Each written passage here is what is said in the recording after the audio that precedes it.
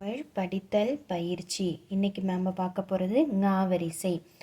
ஞாவரிசை எப்படி எளிமையாக எழுதவும் படிக்கவும் கற்றுக்கலாம்னு சொல்லிட்டு பார்க்கலாம். முதல்ல அ ஆ ஏ எழுதிடுறோம். அ ஆ இ ஈ உ ஊ ஏ ஏ ஐ உ ஓ ஔ. அதுக்கப்புறம் ஞா எழுதிக்கலாம். அதுக்கப்புறம் ஈஸியாக எப்படி படிக்கிறது பார்க்கலாம். ஆ ஞா ஆ ஞா ஆ ஞா ஆ ஞா பக்கத்தில் ஒரு துணைக்கால்.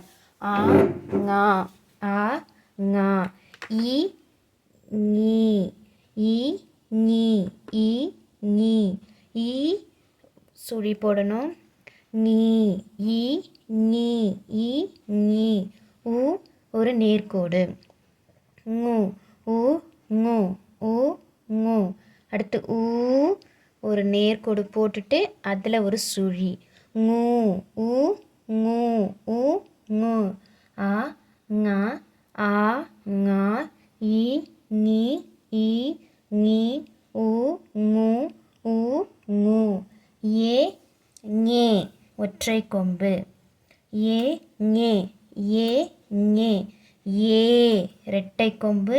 ஞே ஏ ஞே ஏ ஞே ஐ ஞை ரெண்டு ரவுண்டு வந்துட்டு ஒரு வளைவு. ஐ ஞை ஐ ஞை. ஓ ங்கோ ஓ ங்கோ ஒற்றை கொம்பு ஒரு துணைக்கால். ஓ ங்கோ ஓ ங்கோ. அடுத்து ஓ ங்கோ அப்போ ரெட்டை கொம்பு ஒரு துணைக்கால். ஔ ஞௌ ஒற்றை கொம்பு இந்த லாங்கிற துணைக்கால் துணை எழுத்து. ஔ ஞௌ. அடுத்து ஞா இருக்குது, மேலே புள்ளி வச்சா இங்கு. ஞா மேலே புள்ளி வச்சா இங்கு.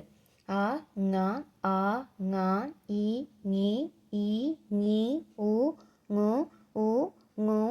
ஏ ஞே ஏ ஞே ஐ ஞை ஓ ங்கோ ஓ ங்கோ ஔ ஞௌ. ஞா மேலே புள்ளி வச்சா இங்கு.